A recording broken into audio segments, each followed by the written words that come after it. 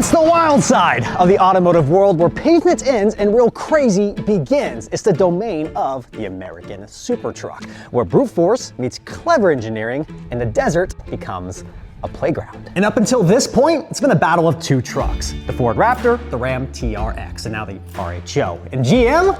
Well, GM's been more than happy to dominate their own sandbox with the Silverado and Sierra. That is just possibly until now. So we've come all the way out here to Las Vegas for the Mint 400 for this beast right here, 1100 horsepower from a Chevy. And as a Chevy fanboy myself, I have longed for the day that Chevy finally throws its hat in the ring for the battle of super trucks. They clearly have the capability and off-the-shelf power plants. Heck, look what they just did with the Z06 and ZR1. Although the naturally aspirated 6.2 liter making over 400 horsepower isn't anything to complain about other than the fuel management systems that keep blowing up these engines, they really need to figure that out because literally no one besides the previous administration wants that on the trucks, not even the manufacturers. But there is a recipe for the bedroom poster board worthy super trucks we as enthusiasts dream about.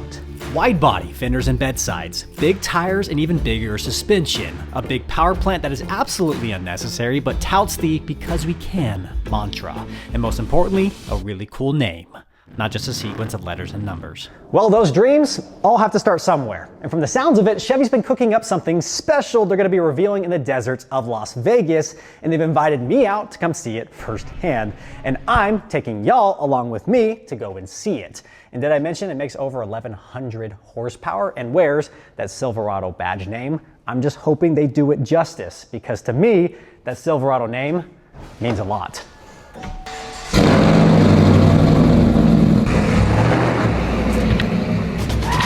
Now, the thing about deserts is it's incredibly dry, and I fully intend on sprinting around this entire event to capture as much content to share this experience with you guys, because that's what this is all about. If you want the details and specs on new makes and models, go read an article. That's not what this video is about. And with that in mind, I do want to say thank you to Element, not only for keeping me hydrated throughout this entire event, but for sponsoring today's video. Now, what is it? It's an electrolyte drink mix, or a sparkling electrolyte water. Zero sugar, none of those other dodgy ingredients found in other sports drinks, and it was born from the growing body of research that reveals that optimal health outcomes occur at sodium levels 2 to 3 times that of government recommendations. And to be honest, it's been my cheat code to staying hydrated over this past year. When it comes to hydration, it isn't just about drinking water. Being optimally hydrated is about optimizing your body's fluid ratios. Electrolytes are key. They're charged minerals that conduct electricity to power your nervous system. They also regulate hydration status by balancing fluids. The science-backed ratio of 1,000 milligrams of sodium, 200 milligrams of potassium, and 60 milligrams of magnesium will be our little secret on how I'm keeping hydrated in this dry desert. Now, I'm a person who loves staying active, building stuff, and feeling good. If you're anything like me, hit that link in the description below, drinkelement.com/Lone Star. You can score yourself a free Element sample pack with any purchase. But as always, there's no risk to that purchase, because if you guys don't like it, they'll return it, no questions asked. So whether you're picking up a few cans of this Element Sparkling or the easy to travel with Element packets, you really can't go wrong with the flavor. Big mahalos to Element for sponsoring today's video, making this all possible. Let's head to Vegas, baby.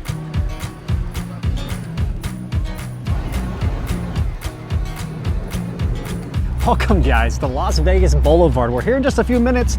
Las Vegas PD will be shutting down the boulevard. Because the day before race day, the Mint 400 contestants get to parade down Las Vegas Boulevard, down the strip, and an epic display of celebration for the off-road enthusiasts. This was an epic sight to see.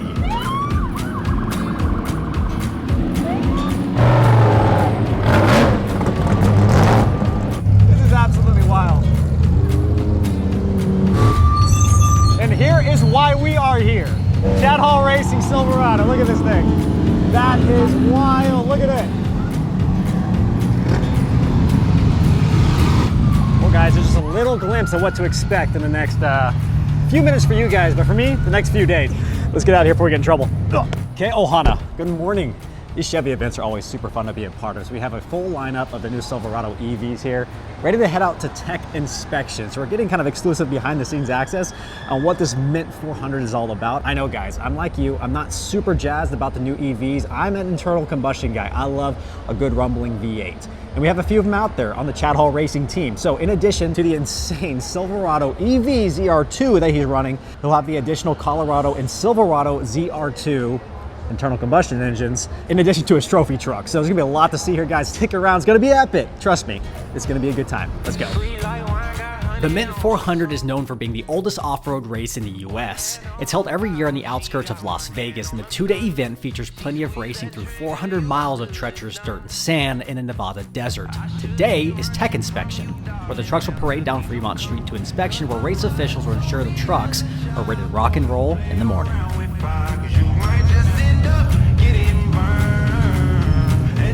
Welcome to Fremont Street in Las Vegas. Here we are for tech inspection. Down this road, all the competition trucks will be running down for tech inspection on the far end. And I'm gonna try to fit in here with my heat wave sunglasses, act like I belong in this place, because this is such a cool atmosphere to be a part of.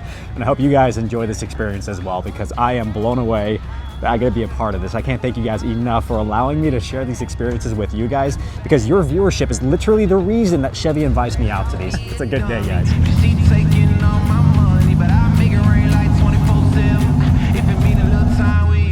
Silverado, Colorado, and Silverado Chad Hall Racing Team. It's weird, I know. There's no noise, but it's a pretty dang good looking truck. So is this Colorado right here, Colorado ZR2, and we have the Silverado ZR2 competing in the Mint 400.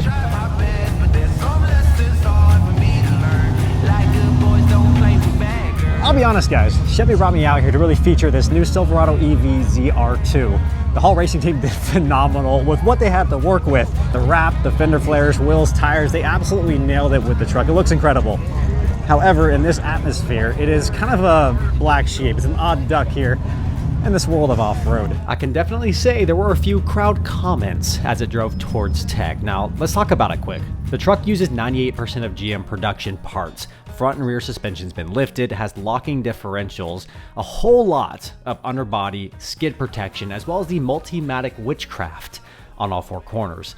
37-inch BFG Cam3 mud terrain tires, and they tossed another motor in there to bring the power up to 1,100 horsepower, which, EV or not, is no joke.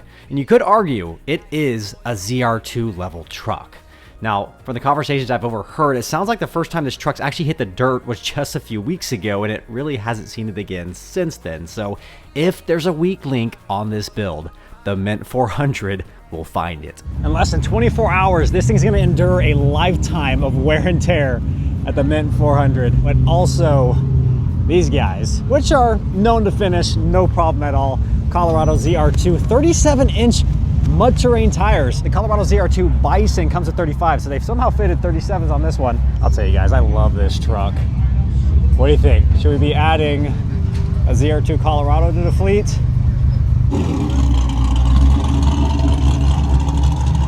You mind if I take a peek inside? Yeah, dude, go for it.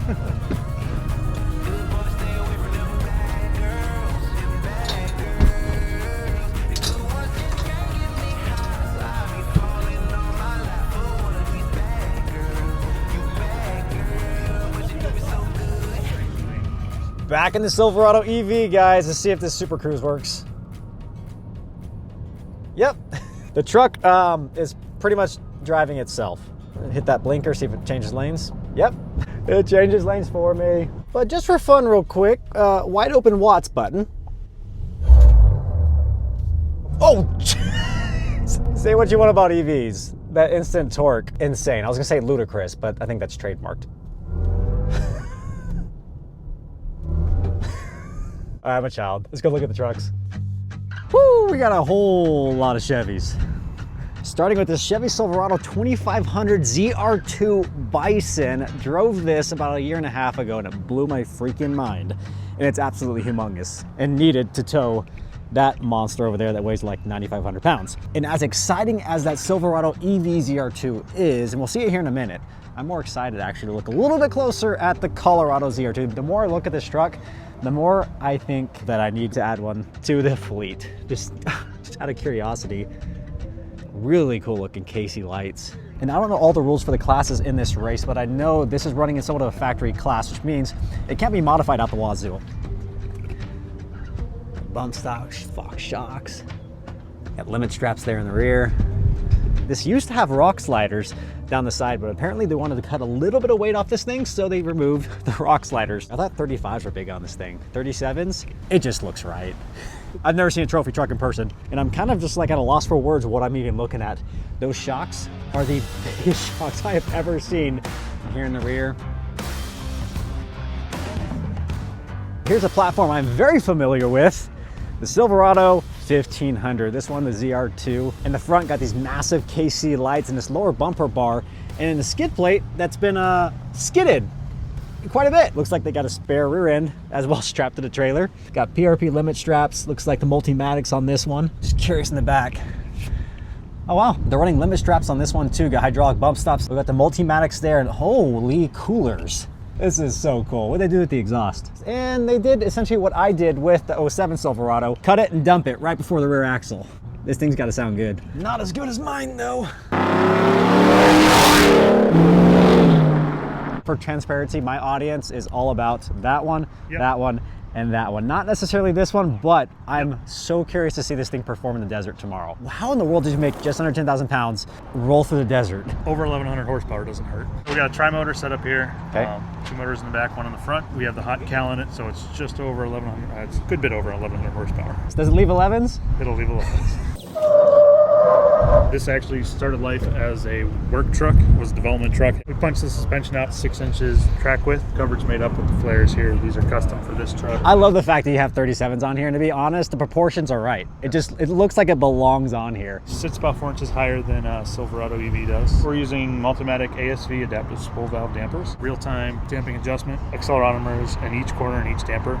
So they're looking at what each corner is doing along with pitch and roll of the vehicle. It's looking at steering wheel input, accelerator, brake input, and it can adapt on the fly, within a few milliseconds. So what he just said, witchcraft is what he's meaning. When you're looking at the ZR2 over there, the main difference between that Multimatic and this Multimatic, this electronically can change itself as it's going, where that's more mechanical. Yeah, so that one we pick out a damper valve code, we tune it to what's kind of the best optimization of all the surfaces we'll see, and what it is what it is. This one's really cool because you can tune certain areas. If I got a big whoop section, I can tune it to feel a certain way in that. If I got little chatter bumps, I can do it a different way. If there would be a failure point, what do you think is the weakest link? This is a learning experience. We're gonna find Okay. We're gonna find the weakest point. That's why we do this. That's why we race production trucks. That's what's so cool about racing production trucks. What we do in one weekend is more abuse than a typical consumer vehicle will see over years. So in one weekend, I can break a lot of stuff that would take a long time to find in a typical durability schedule. Sounds like some fun R&D. That's what it sounds like. It's a fun day at work. It doesn't sound. Well, I'm excited to see this thing in action tomorrow, to experience my first Mint, but also to see this thing's first Mint, but also very excited to see your Colorado, your Silverado. Well, thanks for your time. I'm excited to see you guys again, and I'm excited to be here. It's gonna be a fun day tomorrow, guys. All right, we're pulling the expert over here to the Colorado ZR2. We're just chatting kind of on the side. So what's the rule with what you can and cannot do to the truck to actually still driving your class? So dampers, shocks are open. All your hard points must remain stock. So like where the control arm's attached to the frame side have to remain stock. What we're really pushing for as an OE is really to showcase a stock truck as much as possible. So we try to change as little as you can, and we do typically run heavy. So we have a 45-gallon fuel cell in the back. We have 2 spares. So this truck runs really close to GVW all the time. 45-gallon in this truck, 55 in the Silverado. And then how much in the EV? I'm just kidding. So you're running Fox on these. So is this like a Chad Hall preference, or? So we are trying out some things. We use our race trucks as development and studies. So right now we're benchmarking some competition and seeing what we can do, what we can learn from them. As far as weight goes, what would you say percentage-wise, front and rear, with all the fuel and tires? It's still nose heavy. I think we're not quite 60-40, but we're around that area. What's ideal for a race like this? Very dependent on suspension travel. Typically for what you'll see on desert race trucks, the travel in the front is 25% less than what you have in the rear. And a lot of the trophy trucks, the weight's in the front, but then you have a significant weight you try to get out and back to spread your weight as far into those trucks as you can. Reduces the pitch you get over uneven terrain. Which is why you see fuel cells in the back, the tires mounted at the very, very back. I'm very new to this world, but it intrigues me a lot, and I've always had a secret obsession with pre-runners. Yes, travel is king. And speaking of kings, I got kings on mine. It's race day, boys. ZR2 represented well. Ford Performance as well as Ram trucks, fairly well presented as well, and I'm really curious to see the Bowtie lineup really perform against its direct competitors. media. This guy. We're all decked out today, guys.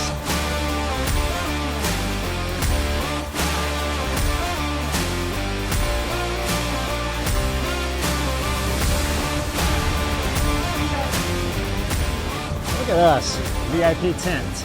It's the first time I'm a VIP. There's so much to look at. And I think this is gonna be the start-finish line. So this is gonna be an absolute blast, guys, especially seeing the Chevys rip off the starting line. We're out here in the pits, we're looking for the Chevys. Pick my boys up, some t-shirts. The kiddos asked for a souvenir while I was out here, so we got some t-shirts. This bit's already been crazy. We've been here for 5 minutes, already seen 2 massive side-by-side wrecks on the small course. There they go. Oh, again, not again! Another one down over the road jump. That's the third one. Sounds like the trucks are actually moving through the grid a lot quicker, apologies for the wind noise, than expected. So we got the Silverado EV ZR2. Further up, you see that red one there. It looks like the 1500 Silverado, the 6.2 liter. I don't know if you guys can see that, but in the Colorado, so we don't have access to get over there. So we're gonna go ahead and head over to the start grid. You guys are gonna see this thing take off from the start grid. 1100 horsepower, going through 3 motors and 4 37-inch BFG mud terrain tires. It looks good. It does. Fairly confident we're gonna find a weak link today. So this is gonna be interesting. So the ZR2 EV concept has over 13 inches of suspension travel clinch, which is impressive for an EV especially. Now the Ford Raptor R and the Ram TRX are kind of in the same ballpark. I think the Raptor R has between 14 and 15 inches. The TRX lands between 13 and 14 inches. So they're all in the same ballpark when it comes to suspension travel, but it weighs nearly 10,000 pounds. Just depending on how hard the Hall Racing team pushes this truck, they're gonna be fighting a weak link today, I think.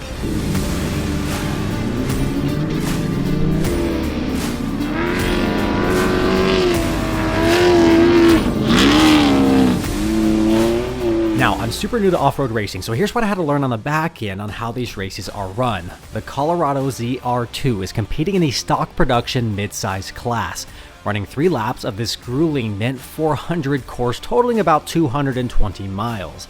In the class are direct competitors from other manufacturers such as Ford and Honda, and actually, come to find out, Von Gittin Jr., who I'm sure you're familiar with if you're watching my channel, is actually piloting the Ford Bronco in this class, so here's some of his in-car footage. And what I've also learned from this Mint 400 race is these guys realize that this race is not won on the first lap, it is lost on the first lap, so they typically try to take it a little bit easy early on and pick it up later in the race. That was the case for most of these trucks, except for the Silverado, because the Silverado ZR2 is competing in the stock production truck full-size class. Same 220 mile race with a very competitive field of 2 F-150 Raptors and even a Ram TRX. Yeah, the 700 horsepower one. They didn't run the RHO. But as you'll see here in just a second, right next to it? Chris from the Hall Racing team flexed that 6.2 liter Silverado and ran a very impressive race.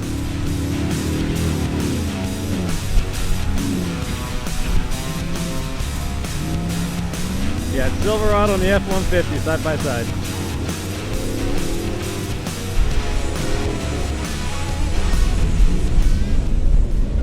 What still amazes me is these are stock production trucks, not spec'd race trucks. Look at that suspension go to work. Meanwhile, the Ford bouncing around like my kid on a trampoline. Then we got Ram.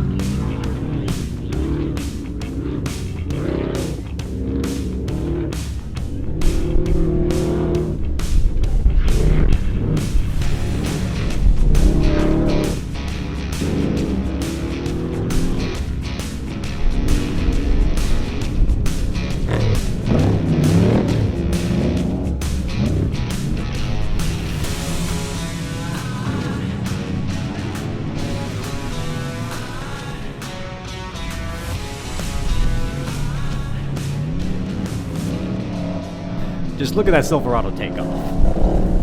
And speaking of Silverados, the EV ZR2 is up next. This nearly 10,000 pound, 1100 horsepower machine is about to hit the desert as the sole truck in the EV open production class. Lined up next to the Rivian, technically not in the same class, but let's be honest, EV off-roader versus EV.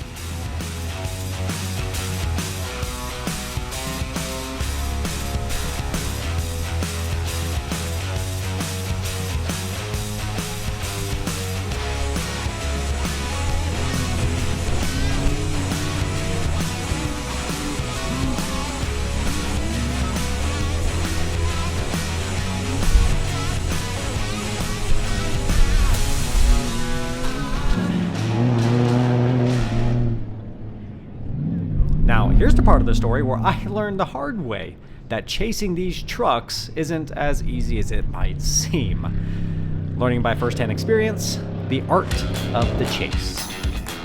I'll say this, it's quick. Wow. Woo! It's a windy one today, my goodness. So we got a long day ahead of us, guys. So the EV, I will say this, absolutely silent through there, but appreciate it. Absolutely silent, but it hit a flat, and clearly he punched it. And 1,100 horsepower, that's no joke. That thing moves. So we're gonna hop into Silverados, hit some dirt trails, go find him out in the wild. It's epic.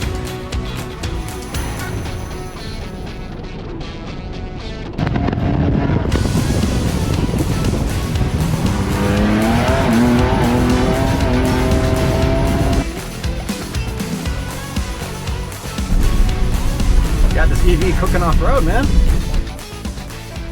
We're trying to hurry and get to this first pit before the vehicles fly through here.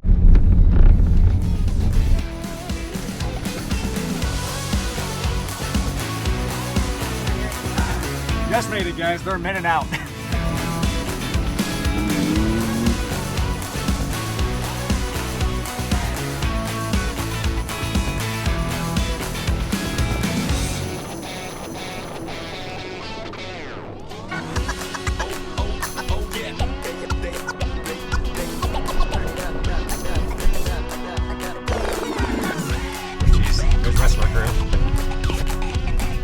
They all already passed. We're going to the next pit. Damn! They look good? 76% charge left.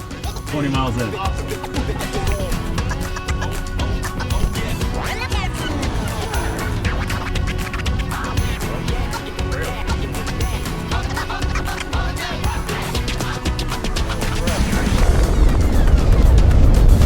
Definitely not the smoothest vehicle to be chasing in.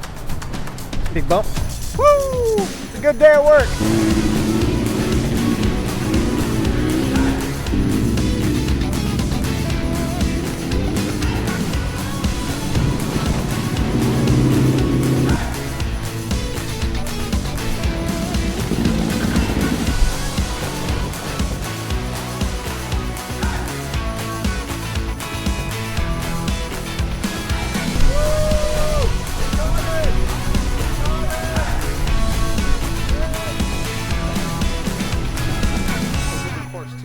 Throughout. Okay, so thank you. That's what the EV230 logs the most, sharp 90s. Somehow the EV loving sharp 90s. We'll take it. All right, we caught the Colorado just barely. Got the Silverado EV. No idea where the ice Silverado is though. This is desert racing apparently. All right, guys, we're back here at the start-finish line, and to be honest, the details have been a little bit muddy up to this point, but essentially what's happening is the two ice vehicles, the Colorado, the Silverado, have 3 laps to do on the short course. The short course is about 70-ish miles. The Silverado ZR2 EV is doing 1 lap, and in just a minute, the Colorado will be coming in and completing his first lap. The Silverado apparently is booking it. It started next to a Raptor, so he's been pacing the Raptor the entire time. In fact, Chris Wu in the 6.2-liter Silverado wasn't just pacing the more powerful Raptor, it was outpacing the 700 horsepower Ram TRX super truck by several minutes each stage. So he's long gone. I'm gonna try to catch him on his second or third lap for you guys. Definitely some learnings here at the Mint 400 for the first time, but this is such a fun atmosphere to be in. Speaking of the Ram TRX, the Silverado's running away from, there you go.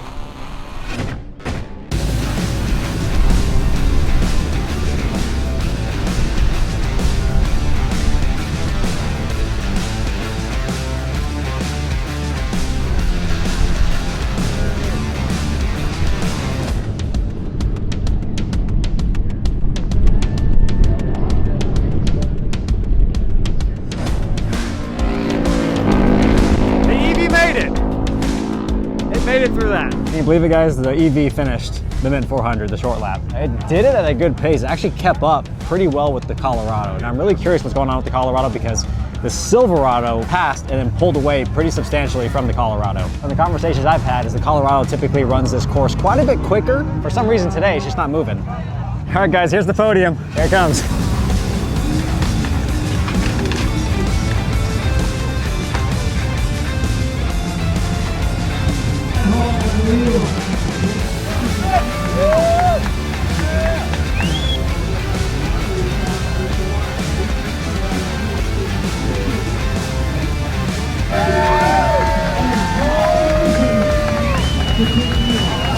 How do you know your truck's heavy when it almost goes through the stage?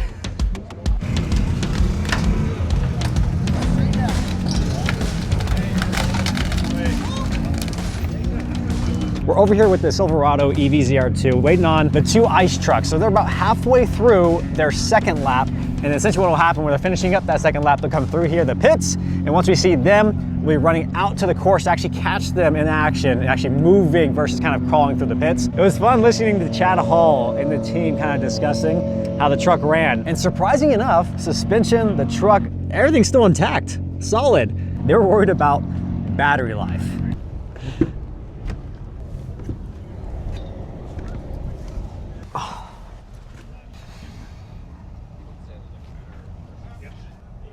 This is cool. That's something you don't get to experience very often. Sitting in a factory-built Mint 400 off-road truck. You could argue it's a super truck. Now, after seeing it and what it just accomplished, the question for you is, should Chevy build it? Let me know in the comments below. I get it, it's an EV. With you guys 100%. Still not on board with the whole EV thing, but by utilizing the tools that they had and the equipment that they had from factory, they built something pretty dang cool. Good job, Chevy. It's just another one of my bucket list items, guys. I want to run in a race like this someday. No idea what truck, no idea when, but someday we'll be doing something like this. Well, guys, don't ask where I am because I have no idea. But we have a bunch of trucks coming through, and from the GPS, it looks like the Silverado, the 6.2, should be ripping through here fairly soon. Looks like I missed him. He's, I'm down there. He's up there, so he's already passed, but a few minutes ago, he was doing this.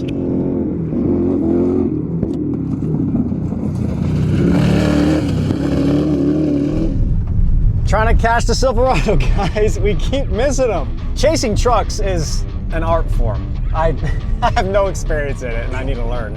So the GPS lags on the application they have for Mint 400. So I thought he would be ripping through there a minute ago, but yeah, he had already long passed. So I'm gonna go ahead and go back to the spot we were earlier, which is the second pit, which is at mile 40. So hopefully I can travel 5 miles on a slightly paved gravel road quicker than he can run through the desert 25 miles. All right, so here's my game, I think. I'm gonna try to sneak up the course just a bit. I have a media vest on and a VIP pass. I go where I want. So we are right here. You see a yellow dot, that's where we're sitting right now, Gonzo Pit. 851. See, he just jumped like 3 miles. All right, so he should be coming around here in say about 3 or 4 minutes. 851, that's a Silverado. This is a fairly calm part of the track, but these ruts are enormous. Look how deep those ruts are. We're chasing, boys, we're chasing. There he goes.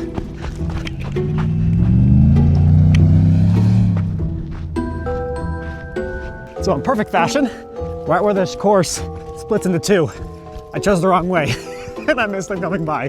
Ugh. Here we go, guys. Here we go. I heard it on the other track, so I recognized the noise. Let's go.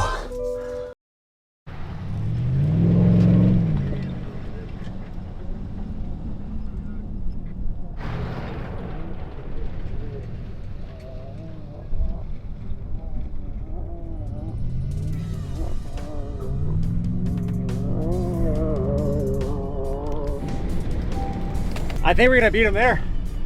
Let's go! It's becoming like a game, guys.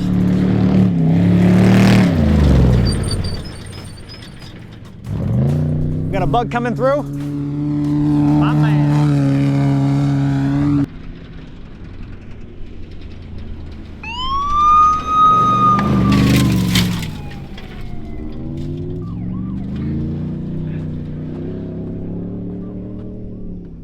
Back at the Gonzo pit. So the second pit, we're gonna wait for the Colorado. It's about 10 miles out right now. Quick hit of Element. You know we brought this out here. A little bit of citrus salt to go with the sand in my mouth. It's great. Drinkelement.com/Lone Star. Pick you guys up some Element. Time to run again.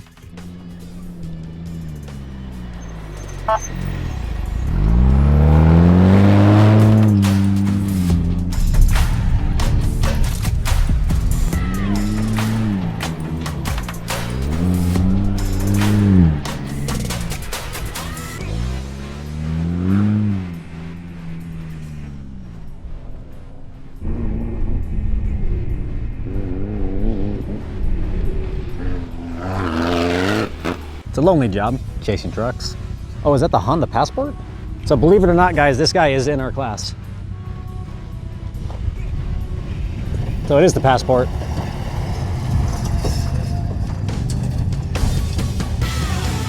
Bottom out. All right.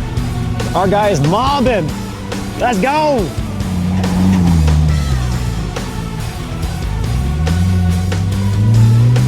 That is awesome. So the Silverado just finished. The Chevy team just texted me. Finished top 2. So he took the podium. So he's actually on the podium right now. Back to the start finish line, guys. I will say the coolest thing that I have heard all day long. I'm not gonna say who said it, but it's a person that's fairly high up with General Motors, that the current administration and the lifting of regulations on these automakers, and over the next 2 to 3 years, keep an eye out. Things are gonna get a little bit disrupted from what we've seen over the last few years with GM. So there's more things coming for the stuff that both me and you, we love. Colorado has finished the Mint 400. Well done, guys. Let's go! Here we go, running once again, guys. I told you we're gonna be running around a lot. Running over to the podium now. That's awesome, man. Let's give it up for him right here on the number 2 box. Give it up for him. Thank you.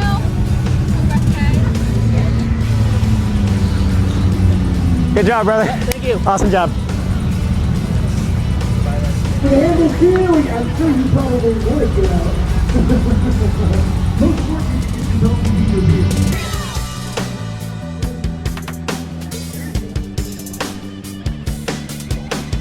All right, guys, that's it for the Mint 400 for 2025. Big mahalos to Chevrolet for hosting me and allowing me to be a part of this. Big mahalos to you guys for watching these videos, because without you on the other side of this screen, none of this happened. I cannot be more grateful. Could not have had more fun at this event, even if those little fun pieces were just little snippets. Hope you guys enjoyed this as well. If you guys did, be sure to hit that like button below, but we will catch you guys in a few days for our next video, back in the shop and back with our own Silverado, because we have some goodies from that are gonna be hitting that bad boy in the next few days. We'll catch you guys over there. Until then, as always, y'all take care. Ahui ho. Aloha.